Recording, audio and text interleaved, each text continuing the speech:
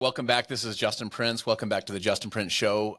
Today's guest is interesting because he's not only been wonderfully successful in his career, he's one of those people. Sometimes people are like successful, but you're not completely sure how they did it. You know what I'm saying? It's just like they just pulled it off and they're just force of nature or whatever. You're like, hey, how'd you do that? Like, I'm not sure. This is someone that knows how to break things into like steps and principles and frameworks and formulas and actually teach the next person behind them of like, yo, here's exactly what you're supposed to do. Put your foot here, put the other foot here, make sure you grab here. And so one of the things I admire about him is he's got this incredible ability to make complex things simple and to put it into, formulaic steps for all of us to follow where we're like, God, that's so good when it comes to, wealth building or when it comes to recruiting or when it comes to people skills. He's just got this incredible way of doing it. And he wraps all of that into being a dad and a husband and a really good person, just an all around good man. And then just someone that just has huge heart for people. Do you know what I'm saying? There's a desire to serve. So even after he's had wonderful business success, instead of that slowing down his desire to serve people, it's just kind of ramped it up and sped it up. So, man, Ian, I'm so fired up you're here and appreciate making this effort. I've been looking forward to doing this with you, and I think that this conversation is going to be able to add a lot of value for a lot of people. So appreciate you making the effort. Yeah, I agree. Thanks, Justin. It's always an honor to hang out with you, and I'm excited for us to just have like a little fireside chat here almost and let some people in on it. It's going to be a lot of fun. Let's just start. You have again just kind of this just really high vibration energy. You show up with a lot of energy in your life. Walk us back through like let's go sophomore year, junior year. Like who were you, in high school? Like were you just big smile, big energy, lots of confidence like you are now, or was that something you had to build over time? Man, that's a good question. So funny because my sophomore year in high school, there was a girl. She was like one of the popular girls. She was an upperclassman. And I was walking down the hallway and she just stopped me and she said, "You always have this big smile on your face. What is the deal?" And it sort of took me by surprise. And honestly, like I've just always sort of had that outlook on life. Like, dude, I'm grateful to be here. I'm like a turtle on a fence post. I didn't get here by myself. Every day on the right side of the dirt's a great day. It's so funny. My wife always tells me that my life is unicorns and rainbows, right? And in practice, that's not true at all, right? Like, in business and in life, you deal with hard stuff and you deal with crazy people and you deal with unfair rules and regulations and David and Goliaths and all these things. But one of my superpowers is the ability to just like forget that garbage and take the trash out in my life like almost instantly, right? And it's always been sort of sitting in this idea that how does this serve me? How does being upset by this situation serve me? How does being a victim of it? How does being vengeful and spiteful? How does looking for a pity party serve me here? It doesn't fix my problem. Me being on my game, showing up 110% and working my tail off with a fantastic attitude when everything is going wrong, that's what fixes my problem. But why on earth would I show up to life in any other way but that? Because life is full of those problems, right? And so the best way to attack them is with a great attitude, a smile on your face, and like relentless energy, right? So that's just sort of, to me, even as a young man, like that made all the sense in the world. I don't benefit here by being down. Nobody wins. I just prolong my stay in a place I don't want to be to begin with. Was that just kind of an inherent part of your personality? Was that something that your dad sat you down and taught you? Your mom taught you? A No. school Yeah. teacher, coach? It's just always sort of been there, right? Like it's just part of my wiring. On the flip side, too, what's interesting, a lot of people don't understand about me, right? Because I have this sort of like energy. I'm a big time introvert, right? Like I'm the guy at the party that is off by himself and totally fine. If you don't ever talk to me, I don't go, right? I go to these events, I get in the room and all this stuff, and there's all these guys, they're in line to meet these big guys. Like, I don't talk to them, right? I'm like, listen, when you come to me because of my results and you want to know what I'm doing, then I've earned the right to be in that space. But I'm just going to kind of do my thing and play my game. And that may or may not serve me. I don't know, right? There's definitely something to be said to be bold and go and make an impression and all of that. But I always try to let my work introduce me so that I don't Yeah, have to introduce me, you That's and a I are good. very, very, very similar that way. I I don't love the like, all right, let me tell you, who I am. All right. I would rather someone says, hey, I've heard what you accomplished, or, whatever the case is. Sure. And like, let's have a conversation. I like more intimate, sincere, thoughtful conversations versus the verbose of like, all your accolades and so on. So Sure. you and I would I agree definitely with you. have that in common. Were you an athlete growing up? Like, where did you learn your competitiveness? Because I know you even from afar. I know that you can't accomplish what you've accomplished without having some fire in there and some Yeah, competitiveness and some drive. Like, where did you gain that? man. That's a good question. So I've always had like a strong sort of vein of justice and right and wrong in my life and underdog-esque, if that makes any sense. You know what I mean? Like that's always been a big motivator for me. Like I don't like when things aren't right. I don't like when people aren't treated right. I don't like when things are unfair. I don't like when the game of business is unfair. I don't like when big people pick on little people. I don't like those things. And so Mm-hmm. that is like a competitive drive inside of me. It's like, I'm going to show you then. Okay. Right. It's like you want to talk this way and you want to shut me out of that. That's fine. I'll just go back to the lab. And one day you won't be able to ignore me. You just won't be able to any longer be everywhere all the time. And that was really a drive for me. In terms of competition, like, look, winning is fun. If you're going to play the game, you might as well play to win, right? Because otherwise we're just kicking each other in the shins like a 5-year-old soccer game, right? Like that's painful to watch as a parent. It's like your kid scores a goal for the third time today, but it was on his own goal, right? Like because he doesn't know what he's doing. That's no fun to watch. It's no fun to go get beat. I coach baseball for my kid, and it's fun when you run rule the other team, but it's no fun getting run rule. And so if you're going to put in the time and the effort to play the game, let's play it well as we possibly can. And for me, the competition, Justin, has always been against me. Hmm. Like that's another one of my superpowers. Like I'm not big on watching other people and being covetous and like, oh, I need to have what they like. No, I'm going to play my game and I'm going to work my hardest to be better today than I was yesterday. I'm going to try to beat my records next week that I broke last week. And if I just keep doing that, eventually people get tired or fat and happy or easily satisfied and they slow down. And what I found is if I just focus on loving the process and being great at the process, one of my favorite quotes, I don't remember where I heard it, but it basically said, the man who loves to walk will walk further than the man who loves the destination. There's a lot of destination disease people out there, right? And what helped me to keep winning and to win a lot of different ventures is I just learned to love the process, right? Nobody likes going to the weight room and working out till their muscles fail. They love how they look. But that's not true. The strongest, biggest people I know, the professional bodybuilders, they love the burn. They love the discipline. How did you do that? That's the what to me. The what is I learned to love the process.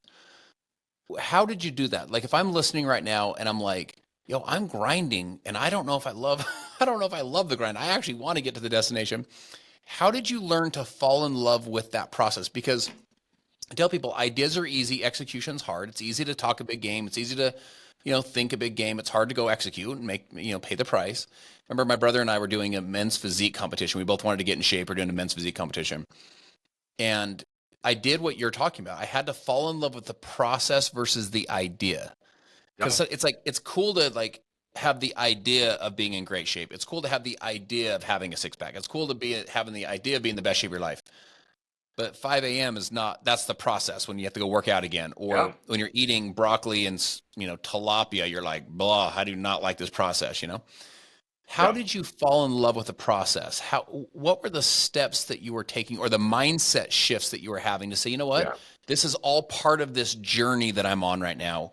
What were you doing to keep yourself in love with that process? Yeah. So very good question and a very simple answer. Um, 2 words, where and who. Where are you going? Okay. And why does that matter to you? And so when the why is clear, the how to appears, right? We hear that and we hear about the why that makes you cry. What I found just is most people lie about their why. They think what they want is these things that they believe they should want, or the world Hmm. tells them that they should want, or that they're surrounding, not what they actually want, right? Because they're afraid of it. They're afraid of what people might think or what it might make them look like or whatever, right? But here it's really clear. When you know where you are going and why that's important that you're there, your process is the pathway. If you don't walk that path, you won't ever get to that place. And so if you love the place, by default, you love the path because the path is the process to the place. Without it, you never arrive. And so it's impossible for you to love dearly your dream and disdain the path to walk to get to the dream. You can't do those things, right? You can love an idea of the dream, but not actually love the dream itself. And so that's what most people do, right? They don't know where they want to go and they're disconnected emotionally from that destination. And so the human brain's really interesting, right? Because we're primarily wired for survival. And for the last 150 years, in our country, anyways, that's not like high on the list. Like survival sort of a given. And now we can do other things. But our brain, when we suffer and when things are hard and when we're uncomfortable because we're being stretched beyond our current capacity on the journey to a dream, our brain asks us this question: why must I suffer? Why are you putting me through this? I don't like this. It's not fun. And Justin, what I found is virtually nobody has an answer to that question. But if you have a clear, compelling, and concise answer to the question, why must I suffer? Because we're going here, and this is why that matters. You know what your subconscious says? Okay. If this is how it must be to get where you must be, then so be it, right? And most people don't have that. But I always looked at the process. The process was my path. And so if I don't learn to love this, I won't ever get where I'm going. So number one is, where are you going? Number two is, who are you becoming? Who are you becoming? Because the destination has absolutely nothing to do with who you become. It is how you handle the pathway and the process that has everything to do with who you become. And so when you're concerned primarily with who you're becoming, where you end up is the byproduct of who you end up as, right? And here's what happens when most people fail to fall in love with that process, like you were talking about. It's like, man, I really want this, but I struggle with the process.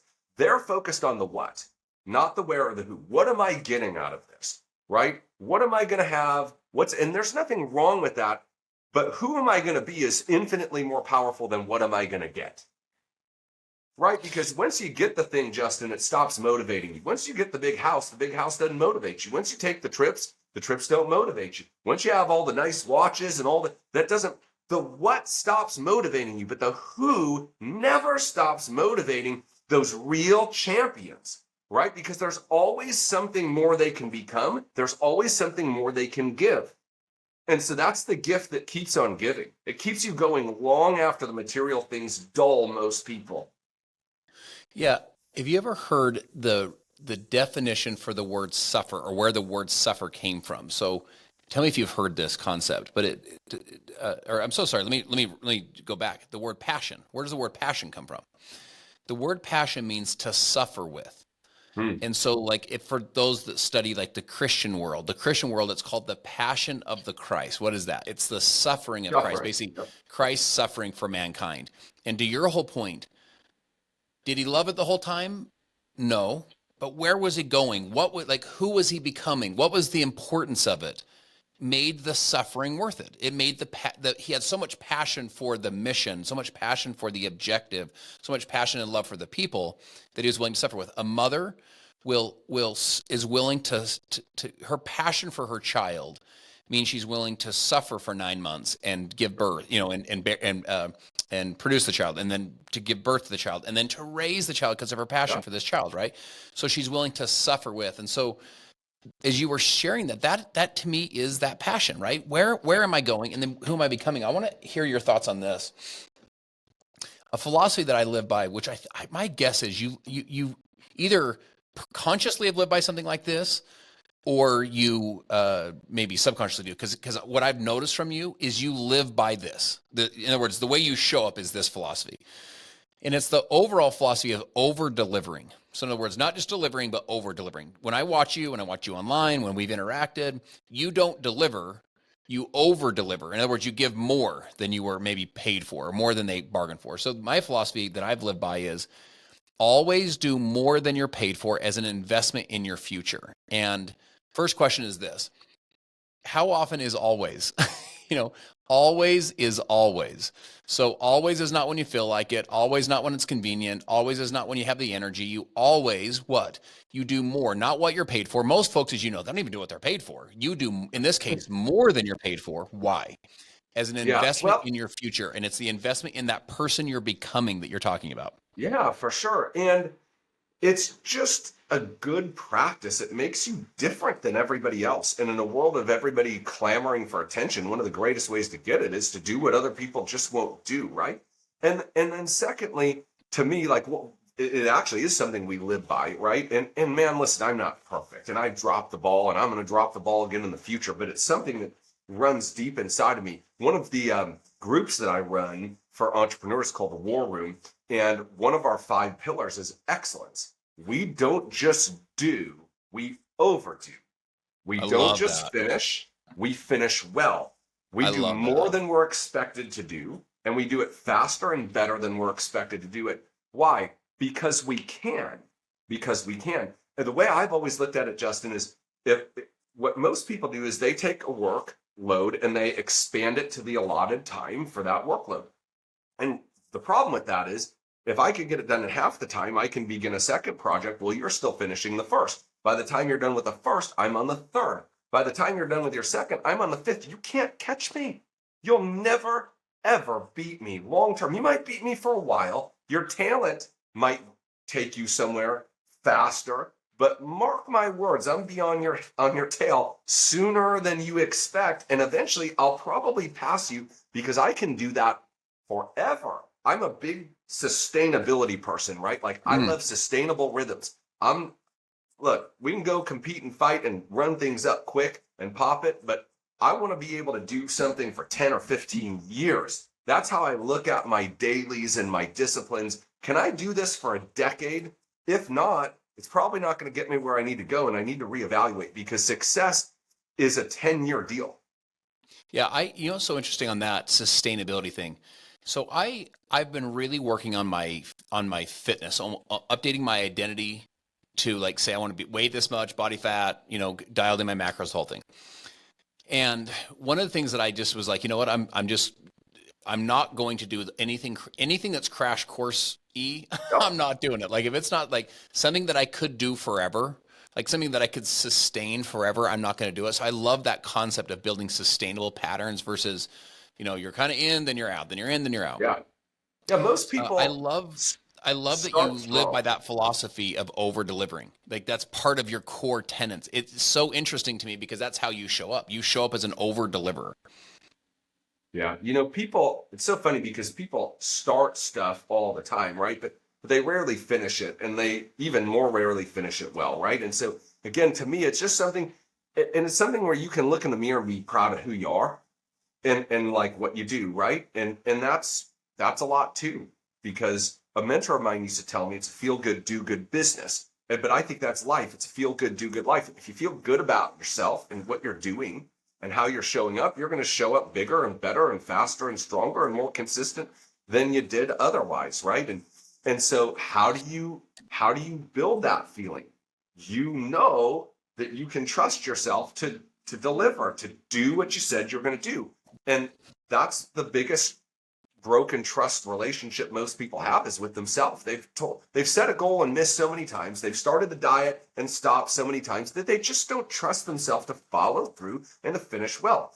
And that's where sustainability comes in, right? Like I want to be able to do something forever. It's so funny. I have the same goals. I have a muscle mass I want to increase, a body fat percentage I want to stay under, but I just won't do crazy diets because that's exactly what they are. They're crazy. You can't do it forever. So they work for a while and then you get off them and you go back to who and where you were before. I want to have something that I can do every day forever and not feel bad about it, right? And like my specific thing, like I just made it up. Dude, I have a meal replacement shake one meal a day. I have a steak 1 meal a day, and then I eat whatever I want 1 meal a day. And I'm never further than 1 day away, Justin, from having whatever I want. I don't ever feel Hmm. deprived. I don't feel like, oh, I need carbs because I'm just eating nothing but meat, or oh, I need meat because I'm eating nothing but vegan vegetables, right? It's Yeah. like, no, once a day I can have whatever I want. And so because of that, I could do that every day forever and never feel like I'm being deprived or that I need to jettison from that process for some reason. Let's shift into your kind of entrepreneurial journey. So I know that you had just a tremendous success in the financial services space, but prior to that, I want to hear how you got into that. But prior to that, were you like, I was working a job, or were you like kind of the entrepreneurial kid that was out, working your own lemonade stand as a kid? Like Yeah. walk us through kind of where the entrepreneurial gene came from, and then how did you get it? How do you transfer that into your financial services business? Yeah. So I have always had an ability to lock in on something I wanted and to be one track minded until I got it. I was your quintessential relentless, unbreakable child. Like, I want this. I'm going to wear you down till you give it to me, mom and dad, right? You're going to get so sick of hearing me talk about it and me showing you these. You're just going to finally say, fine, just go do it, right? So that a crystal clear direction on what I wanted is something I've always had ever since I was a little kid. And so that being said, the next logical step is, how do I obtain said thing? And so I would get very, very creative about how I could try to get something. So I used to be a professional musician way back in the day, right? And so as a little kid, like, I had $1,000 guitar back when $1,000 was like a huge amount of money, right? And it's like, man, if I worked 100 hours for $10 an hour, the minimum wage probably $5 an hour then, right? It's like, I could get that, right? Well, what could I do to make $10? And I just brainstorm, right? And it's like, man, I could landscape my neighbor's yards. And I don't know anything about landscaping. Like, that petunia looks pretty good. I'm like, you're right. You're right. That I don't even know what that thing is, right? But it's like, I could do that work. I would just figure out, what is the fastest way for me to get what I need so that I can get what I want. And so that always allowed me to be really open-minded to how somebody said something to me once long after that, but it really struck me. And it was that successful people start with the end in mind and will do anything legally, ethically, and morally to get what they want. They don't care what they have to do. They want what they want. Average people look for pleasant means and will accept any means those end or any end those means provide, right? And in other words, like, oh, I want to do this because I think I'd enjoy it. And so they go do that and they become great, except they're broke, they're stressed, they don't have enough money to retire on. They never stop to think, if I win at this, does that mean I actually win? And so you get a lot of people frustrated in life because they're following the plan, but they're not getting what they want. It's almost like they're running on the wrong track in a way, They're winning the wrong game. That's right. Yeah, they're winning the game. They're just playing the wrong game, right? And so I was always the opposite of that. It's like, what do I want? How do I get that? I almost don't care what I need to do to go get it. As long as I'm not harming people or doing something wrong, then sure, I'll try that. And that's how I came into business, right? So I tried all sorts of different things, but I had one real job in my life. I had two real jobs in my life. My first real job, I was going to be a telemarketer because my friend's brother was a telemarketer. He's making like $15 an hour. So he was the rich kid in the neighborhood, right? Oh, yeah, of course. Justin, I went in, I sat in a white cubicle with a white dial phone and white 3x5 cards. And I was raising money for the policemen and the firemen, the donations. And so 3 hours in, I had my first 15-minute break. Justin, I left and I never came back. I never got my $24 they owed me and my $8 an hour. I'm like, this ain't for me. That was my first soiree into sales, right? So I had that job. And then I worked at Little Caesars Pizza with my buddies, right? And we just slang pizzas all day long. And it wasn't really a job. It was like a frat party at the Little Caesars, right? And then after that, I was self-employed. I taught music lessons. I played in bands. I bought and sold stuff. I mean, anything I could do to make money to get ahead. And I ended up working for a church as a music director, in addition to doing all those other things. And that's how I ended up getting involved in business. We took a pay cut at the church. I needed to make money to survive. And I'm like, what can I do? I took a $250 a month pay cut, which was enormous to me at the time. We were already on thin ice. Like, what can I do to make $250 a month? And I was open. I didn't really care. And I happened to get referred to a guy from my boss at the church who was in the finance space. He's like, hey, you could work with this guy. He'd let you do it part-time with him. and you'd probably be good at it. You should go talk to him. I figured, what the heck? Might as well, right? And I pulled up to this guy's house, dude, and I didn't know any rich people. My parents still lived in the same 900 square foot house we grew up in. Like, they were super middle class. Nobody in my family had any financial success. And this guy from church invited me over to his house. He had this big mansion on a lake. And no joke, I was like, if this guy's not selling drugs to kids, I'm in. Like, I didn't care what he was doing, right? As long as it was legal. And that's how I started in that business, right? And I started to make, I joined to make $250 a month. Like, that was my goal, right? And then it just got wildly out of control over the next 15 years after that, right? But that's how we started. So check this out. So as I'm listening to you, there's a couple things that are super, super important. Number one, showing up with good attitude, a smile on your face, and willing to work hard, right? My friends, every single one of us listening, we can show up today, good attitude, smile on your face, get rid of the negativity, stop being a victim, stop being a baby, and just shift your attitude, make the emotional shift. That's definitely one thing that you hear from this conversation. It's not a talent. That's a choice. There's no question. And that's the thing. Even as I listen to you, there's part of me that wanted to stop you and say, how would you shift? And I'm just thinking, you're like the wrong guy to ask that question to, because you're just like, guys, you just do it. Like, let's go. Just kind of like, it's hard to be depressed listening to you. Yeah, there's a lot of people who want to defend their limitations, and you cannot simultaneously overcome and defend the things that are holding you back, period. And the way that I've always chosen, if this ain't helping me, then get it out of my life. Because life is too short to go around handicapped by myself. Mm-hmm. like, my goodness, you all. Life is difficult enough as it is. Yes or yes, right? Why are you going to be your own worst enemy? At least give yourself a neutral playing ground. Yeah, if you argue for your limitations, they're yours. In other words, if you argue for them, hey, you got to understand, I don't know anybody, or I'm too fat, or I don't have any skills. If you argue for those things, they're yours. You get to keep those. Now, on the flip side, if you argue for your strengths, hey, I'm a hard worker. Hey, I got a good attitude. Hey, I'm willing to at least to put in the effort. If you argue for your strengths, they're yours too. You get to keep those. Second thing I pull from you is just kind of a locked on clarity. Just like, you know what? I want to succeed. Again, I don't even know if you had the, I want X amount of dollars in my bank account, or I want to be, I think it was just I want to succeed. You know what I'm saying? I want to win, right? And then one other thing that's really interesting, and my friends, I want to see if you can pull this out as you listen to Ian walk through this. And that is, he's massively resourceful. In other words, the questions he asks himself are not questions like, can I do this? Would I succeed? Do I have what it takes? That's not even the questions he's asking. The questions he's asking are, how do you win at this? Like, what are the rules set? I'm going to go full speed. So you start asking different questions. When you upgrade the quality of your questions, you'll upgrade the quality of your life.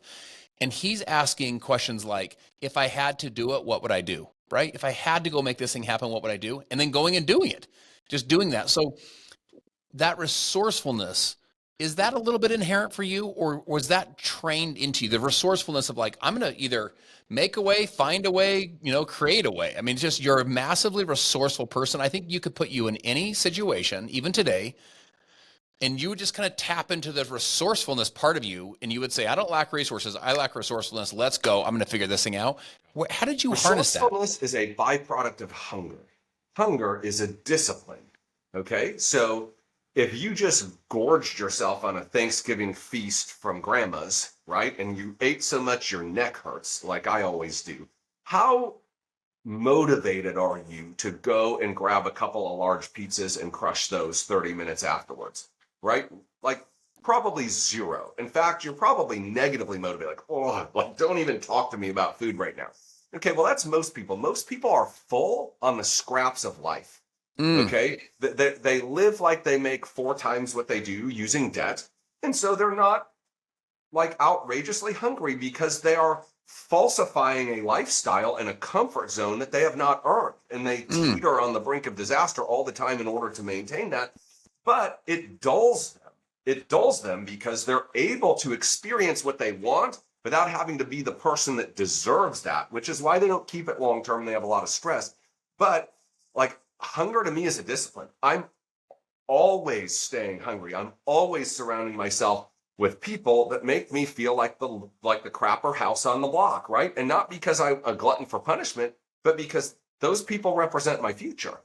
right? I can't be the biggest player in the room. I can't be the smartest guy at the table, because then my hunger dulls. And when my hunger dulls, my resourcefulness goes away, because I have nothing that I want so badly that I'm willing to change. One of my favorite sayings is, you hate changing enough to lose, or you hate losing enough to change, right? And I've just learned to hate losing enough to change. And hating losing is also a desire to win. Those two things, they're the opposite sides of the same coin.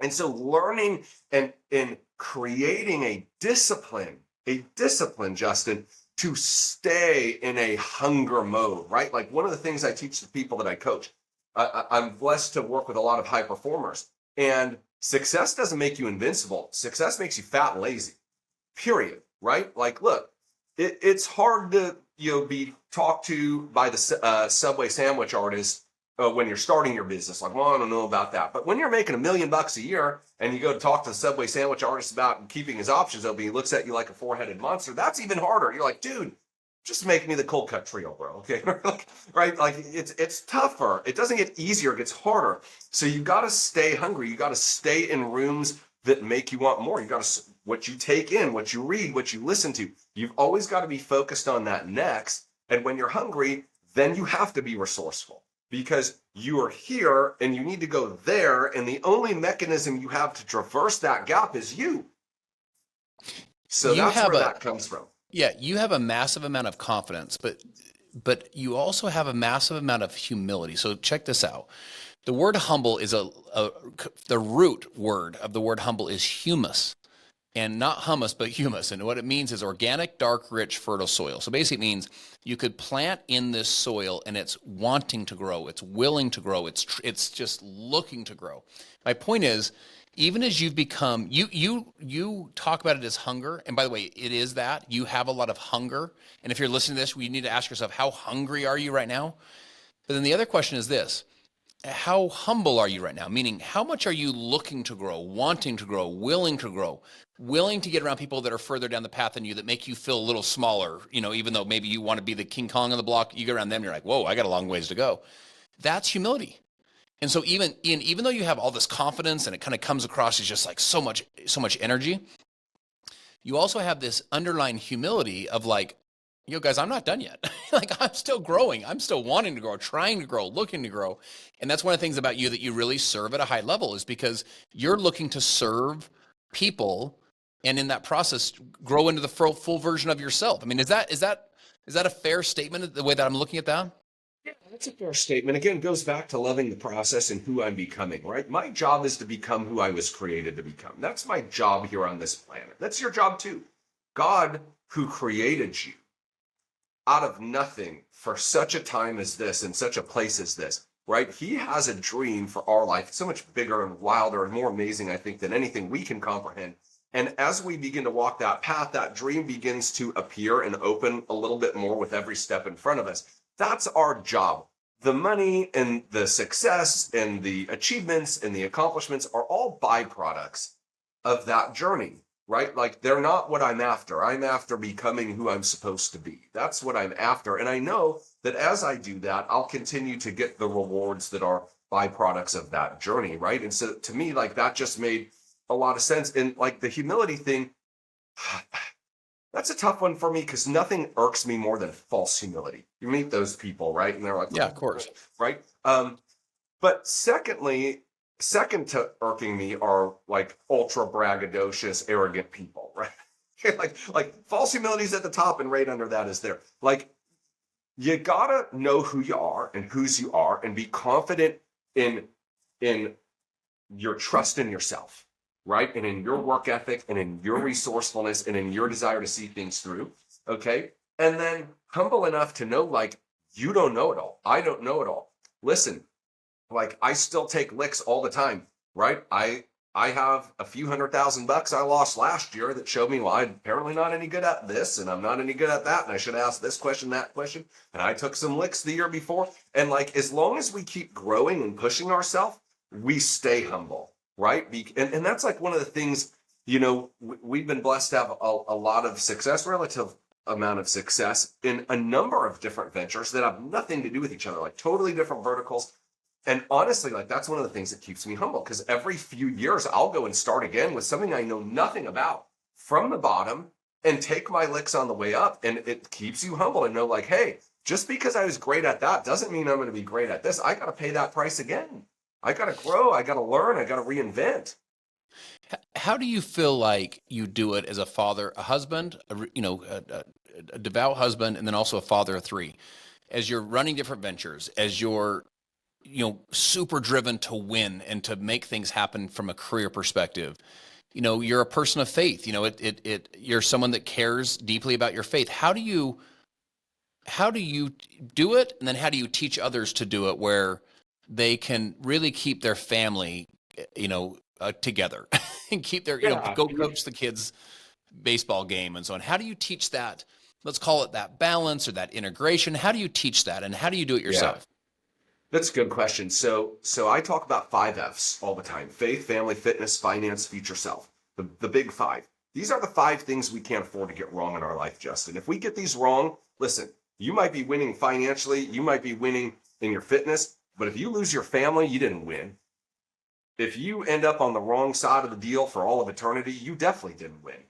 If you don't become the person you are capable of becoming along the way, you didn't win. Other people thought you won, but you didn't win. And these are the 5 things you got to put up W's in all 5 of those areas, or your life is incomplete. There's holes there that are irreparable and irreplaceable. They can't be filled in any other way. And so to me, those are my major 5. And so knowing that and understanding I have to create wins in these areas, that's my job. The awareness of that brings focus, and focus brings growth. So how do we do this? It's a really simple process. I have all of the people that I lead do this every year at the beginning of the year, and preferably multiple times. But I have them create 2 outcome goals in each of those 5 F's. So the 5 most important areas of our life, and what are the 1 or 2 most important things that we're going to undertake and accomplish this year in those areas. In fitness, it might be losing 30 pounds this year. It might be gaining 12 pounds of muscle. In family, it might be having a date night every week and being present for your kids and not being on your phone all the time, whatever it might be. So 1 or 2 outcomes. And then we break those down into their subsequent inputs. So in order to accomplish that, what must I do on a daily basis to make that outcome a reality? Let's use the weight loss, 30 pounds. Okay. So one thing might be controlling your calories. Maybe I'll eat less than 2,500 calories a day. The other one might be doing cardio. I'll do 30 minutes of empty stomach cardio 5 days a week. These are things we can measure daily, and we're never further than a day off track. We did them or we didn't do them today. And those are the things that when we do them as a byproduct, they create the result that we want.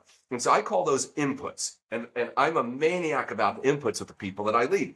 Did you do your inputs today? Are your inputs scheduled? So I want them scheduled and I want them done before noon if I can. And what I found is 15 to 30 minutes a day in each of those 5 F's is enough if it's done consistently to make massive change in a year and unbelievable change in a decade. It's the little things done daily that create the big wins that everybody wants, right? And so I'm a maniac about those little things. I'm just going to beat you in the inches. That's my mentality. And that's what we teach people. And how simple is that? How hard is it, Justin, to say, my future self, I need to listen to 15 minutes of a podcast like this every day? How hard is it to say I need to do 15 minutes of walking every day? Now put those 2 together and do that at 7 a.m. And guess what? Your faith or your fitness and your future self done for the day in 30 minutes or 15 minutes, first part of the day. So if we can do them early, once we're done, we've accomplished the most important things that we have to do today. So guys, outcomes, inputs, and then consistency, right? And winning in these inches. I mean, it's so interesting. As we jumped on, I had a couple directions I wanted this to go, but like as I'm listening to you, I'm just like, this is just an absolute masterclass at the mindset of a winner. It's just like breaking it down of like, by the way, some things you can learn. You've heard this before, and it's true. It's some things are caught, not taught. So in other words, it's not something they said. It's just something that hits you. can you guys feel his energy? Like he's just like, all right, let's go. Like he's not the kind of guy you're going to be like, hey man, I'm really depressed. He's just like got too many good energy. Like guys, you want to be the kind of person that when you show up, the naysayers walk out of the room. They're just like, I don't even want to be around you. You're just a happy person, like an optimistic person. And you have clear outcomes, clear inputs. What the actions am I going to take? And then lastly, you go from that into, I'm going to consistently apply this. So as you kind of cast out some of the things that you're working on right now, and more specifically, some of the things you're working on to help people, right? Some of the coaching stuff you're doing, I know you've done a bunch of stuff, like, for example, on wealth building, and you've been able to break it into small pieces that are digestible.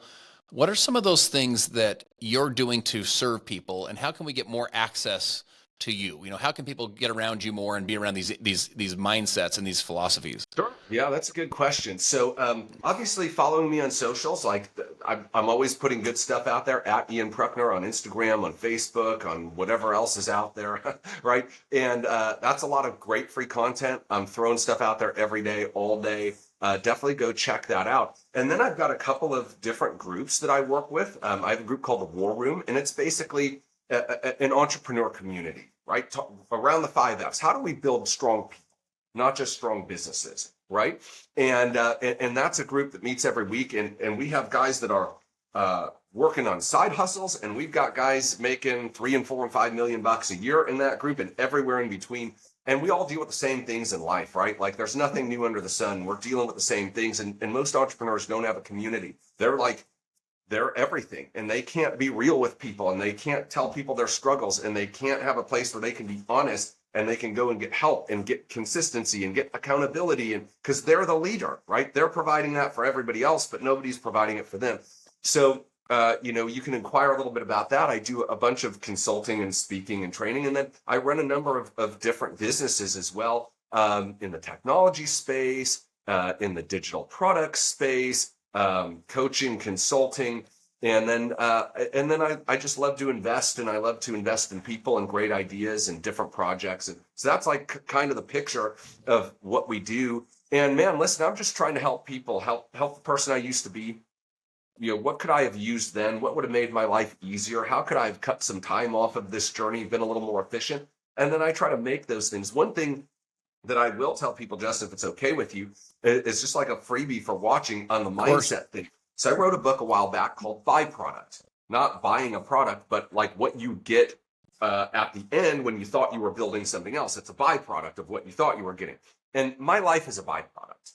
All my results and all the influence we've been able to create and the success has all been a byproduct of right thinking, right believing, right actions, creating right results. T-bar, thoughts, beliefs, actions, results. The biggest gap in the world, Justin, is the gap between knowing what to do and doing what to do. And doing it, yeah. Right? Yeah. We all know what to do.